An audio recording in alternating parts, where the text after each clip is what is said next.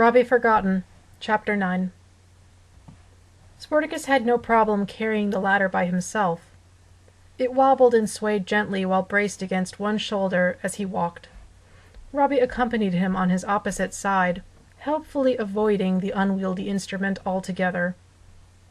With cartwheels and handsprings out of the question, and no impending emergencies to spur on so much as a trot, they walked through the park at an almost leisurely pace.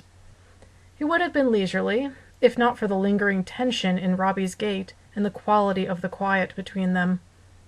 Sportacus kept glancing sidelong at his companion, but Robbie had his eyes cast dutifully downward. His head drooped a bit, and his shoulders sagged so much that the taller man could almost match the elf's height, as though he were trying to minimize his presence. If anything, it just made Sportacus look at him longer. Eventually Sportacus came out and asked him, "Robbie, why did you dress up like me?" Robbie flinched before he could control his face. He shrugged theatrically and blew out a sharp sigh. "I told you all before it was a joke. Why do none of you believe me?" "It's not that we don't believe you," Sportacus said, and Robbie rolled his eyes. "The kids were surprised, that's all. They didn't know you were playing. They thought you were trying to trick them." "That's ridiculous." Robbie chanced to look at Sportacus with a skeptical arch to his eyebrow. "Why would I do something like that?"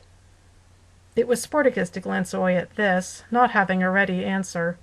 He stalled and shifted the ladder against his shoulder. "I think," Robbie said, "they're the ones trying to trick me." Sportacus almost dropped the ladder, and Robbie took a hasty sidestep to avoid the wide swing of the tool until the mustachioed man had corrected his grip. "Why would you say that, Robbie?" Sportacus asked. "I know they may have been a bit hard on you just now, but it was all a misunderstanding. They're a nice group of kids. They'll come around in no time." "Nice? You think they're nice?" Robbie glared at Sportacus. "Those kids are fooling you. All they do is laugh at me." "No!" Sportacus denied it. "Yes!" Robbie insisted. "They like to call me names." "No!" Sportacus couldn't believe it. "Yes!" Robbie hissed. "They like to call me—" Robbie's face radiated an angry red until he could spit it out. "Rotten!" Well, Sportacus thought better than to argue semantics with the man. "That's not nice." "Isn't it awful?" Robbie's glare crumpled a little, his brow knitting into a more vulnerable stitch. "I don't get it. I've never done a thing to them. And they're supposed to be my friends." "They are your friends," Sportacus assured him. Robbie crossed his arms. "You really want to know why I dressed up like you?" he asked in a low voice. "Why?" Sportacus craned his head in to better hear. "I thought maybe if I dressed like you I could—" Robbie trailed off and shook his head. "It doesn't matter. I'm not really cut out to be a hero anyway." They reached the tree house. Robbie stood back while Sportacus propped the ladder up where it belonged. Sportacus dusted off his hands and turned back to the other man, who was back to staring at the ground. "I think there's a hero inside of everyone," Sportacus said. "Not in me," Robbie shrugged. "Would you like there to be?" Sportacus asked. It got Robbie to glance up at him with a squint. "Anyone can be a hero if you start small and take it step by step. I bet that kitten earlier today thinks you're a hero, don't you?" "The kitten," Robbie said, "has a brain smaller than a walnut. The kids don't want me. If I would try to help them now, they would only yell at me again." "If I promise you that they won't," Sportacus said, "will you give it another chance?" Robbie considered him and his proposal. "And if they do?" he asked. Sportacus smiled. "They won't. You'll see." Stephanie answered the knocking at the front door of her uncle's house. She smiled at once to see Sportacus standing on the front stoop. But when the hero moved over enough to show Robbie standing a few feet behind him, the girl's smile faded and her face scrunched up into a guarded expression. "What's going on?" Stephanie asked. Robbie had his arms crossed behind his back and a nervous grin on his face. He brought Stephanie's pink stereo around front and set it carefully on the ground. "That's mine!" Stephanie exclaimed, taking an automatic step forward in indignation. She stopped in her tracks as Robbie pressed a button and the speakers let out with a lilting waltz number. The man extended a slightly trembling hand to her. "May I—" Robbie's voice was tight and on the verge of cracking, and he cleared his throat. "Have this dance?" Stephanie stared at Robbie, then at Sportacus. The blue-suited hero smiled at her and nodded towards the waiting waltzer. She met Robbie's eyes, her own still slightly narrowed. "I thought you said I was too little," Stephanie said. Robbie's grin twitched, but remained where it was. "Leave it to me," Robbie said. "Just step right up." With another glance at Sportacus, Stephanie left the house and approached Robbie. She eyed his proffered hand a little longer before tentatively reaching out, accepting. With a quick tug, Robbie pulled her in the rest of the way and right up on top of his feet. Stephanie stumbled and quickly tried to back off, but Robbie stepped with her movement, keeping her planted on the uppers of his shoes. "There, that's not so bad, is it?" Robbie's grin looked closer to a grimace to have the weight of the little girl flattening his spats, but he persisted in twirling around with her to the cadence of the music. She couldn't seem to decide between staring up at his face or down at their stacked feet. Either way, she started to giggle. "It is fun," she admitted, "but why?" "To make up for earlier," Robbie said. "It was Sportacus's idea. I hope that's okay." "It's not okay," Stephanie said. And before Robbie could falter in his steps, she exclaimed, "It's great!" "Oh!" Robbie let out a breath he'd started holding. "Good!" Robbie spun Stephanie around on the sidewalk for the duration of the song. Sportacus looked on with his arms crossed and a satisfied smile on his face. His mustache twitched with a chuckle as Robbie dipped the pink girl and got her to laugh as well.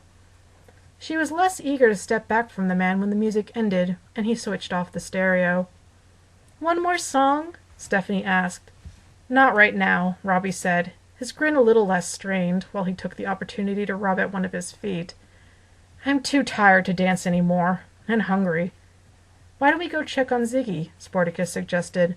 "I'm sure he'll be happy to have you over for dinner." Ziggy was not exactly happy to see Robbie at his door, at least not until Robbie presented the little boy with a bountiful gift basket full of fruits and vegetables, freshly picked from the garden. And with Sportacus agreeing to stick around, they had a perfectly healthy meal together. Robbie even got Ziggy to laugh by accidentally trying to eat a banana whole, peel and all. With a tactful correction from their role model Sportacus, however, supper was a success. Despite the energy-rich sports candy, Robbie was outright yawning by the end of the meal. Sportacus, too, was checking the time. "It will be night soon," Sportacus said.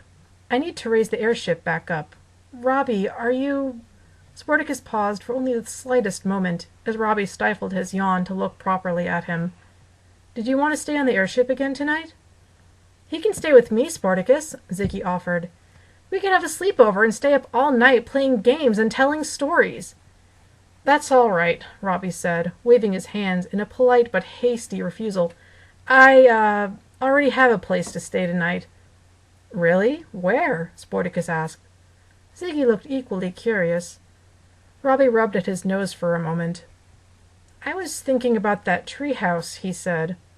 While Ziggy's eyes lit up with wonder, Sportacus's brow furrowed in response. "Whoa, you'd go camping all by yourself?" Ziggy asked. "Are you sure you want to do that?" Sportacus asked. "You don't have to sleep in a tree." "Maybe I want to," Robbie said, lifting his chin. "Is there something wrong with that?" "Well, no, but isn't it a little high up?" Sportacus asked delicately. Robbie's eyes darted furtively before he waved his hand again in dismissal. "It's nowhere near as high as your airship," he said. "My house is even lower than the tree," Ziggy said. "You don't want to stay with me?" "What I want," Robbie said, "is to stay in my own place. But the treehouse will have to do for tonight." "But," he said, noticing the way the boy's brow started to wrinkle in disappointment, "I can come back tomorrow." "That's great," Ziggy said. "We could get up really early and surprise everybody with a big breakfast." "Great," Robbie said, sounding a strange combination of relieved and disappointed. He rose from the table and covered his mouth, smothering yet another yawn. Everything is getting so tiring. I must be leaving. I'll go too, Sportacus said. You could at least use the spare bedding from the airship, right? I hadn't thought of that, Robbie muttered, and grudgingly nodded. Ziggy saw both men out of his home and waved them off. The day was only just starting to get dark, but Robbie nearly dragged his feet as he and Sportacus headed towards the treehouse. Sportacus gave Robbie a gentle nudge in the ribs and a tentative grin. You see, Sportacus said, they're your friends. You have nothing to worry about. Robbie swatted the elbow away from his side with a minimal amount of energy. Nothing, he said, until I do something else that they don't like. Don't think like that, Robbie, Sportacus said. You're doing a good job. One step at a time, remember? I guess, Robbie said. They stopped at the treehouse, and Robbie looked at the ladder with distinct distaste. I guess there's nowhere to go from here but up. You really don't have to stay up there, Sportacus tried one more time to persuade him. You can come with me. Thanks, Robbie said, but no thanks. I told you not to try to make me do that again. Then why not stay with one of the kids? Sportacus asked. I just want to be alone, Robbie said, a hard edge entering his tone. All right? Not everyone likes to be surrounded by noisy people day in and day out. His hands balled up into fists, then quickly released. He let out a weak sigh. I'm tired, Robbie said more softly. I wish I could go home. I'm sorry, Sportacus said. It's not like it's your fault, Robbie said. You're not the one who forgot everything. No, but... Sportacus couldn't find the words to say. He carefully patted Robbie on the shoulder, and the man didn't slap him away this time. I'll get those blankets for you. Thanks, Robbie said. He walked away from Sportacus and slowly climbed the ladder.